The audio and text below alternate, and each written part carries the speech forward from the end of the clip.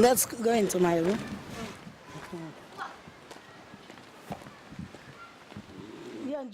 Anis Garrig suffered horrendously during the civil war in Sierra Leone.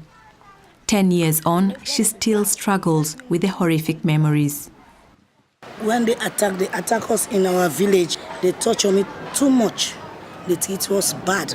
Even my daughter, they treat her badly. They did not do.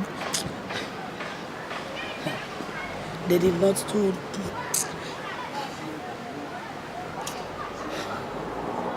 They did not do anything good to us. My husband, they killed him right in presence of me and my mother. The bottles. Both her husband and mother were killed. She and her daughter, captured and raped, fled to neighboring Senegal. There are others like Anis here in Senegal.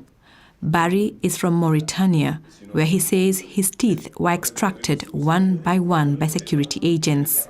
Et au moment, depuis où j'ai connu le centre, jusqu'à nos jours, au moment où je vous parle, vraiment tout a changé pour moi.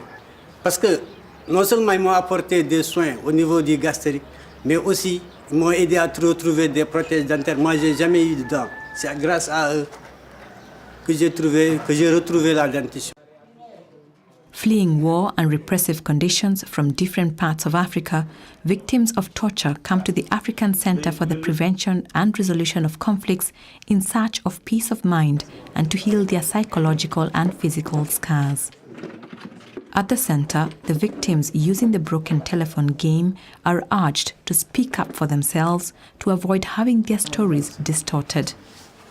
Here, they are encouraged to open up and confront their past.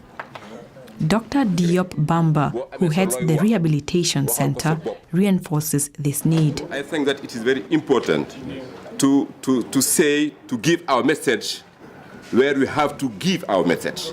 The center has helped more than 1,000 victims drawn from 17 countries across the African continent. Ce sont des personnes qui ont vécu des maltraitances ou des différentes formes de torture qu'on peut catégoriser en trois types. C'est d'abord les tortures physiques. Ça part du passage à tabac, donc du tabassage ou de la bastonnade systématique. Cette bastonnade pouvant être faite par des armes, par des bâtons, par des fils électriques, etc. Ça part des tortures électriques par le passage du courant électrique. Ça part aussi par les tortures par arme blanche, par des blessures par arme blanche. On reçoit beaucoup de personnes qui ont été blessées par des baïonnettes et toujours dans des situations qui ont été faites par des groupes armés et dans une perspective soit de leur faire changer de position, soit de leur recueillir des informations. Donc des situations qui entrent en droite ligne avec les actes de torture. The United Nations High Commissioner for Human Rights, Navi Pillay, recently visited the center where she met with some of the torture victims undergoing rehabilitation. When I was now born blind, you see, all these things are the rebels. You see my nose, that rebel beat me in my ears, they broke my foot, took my car, was pressed into my eyes. I was now born blind. My impression of this center is that they're making a real difference in the lives of victims of torture, refugees and asylum seekers. I heard directly from them today when each one of them said that they had no help anywhere until they came to this center. She emphasized that the United Nations condemns all forms of torture. No form of torture is permissible. Torture is absolutely prohibited. Barry receives relaxation exercises, which are part of the psychological therapy.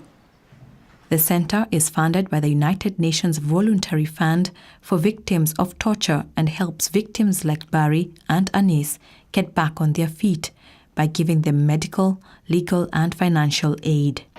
They put my children in school, they help me, they give me projects, send me.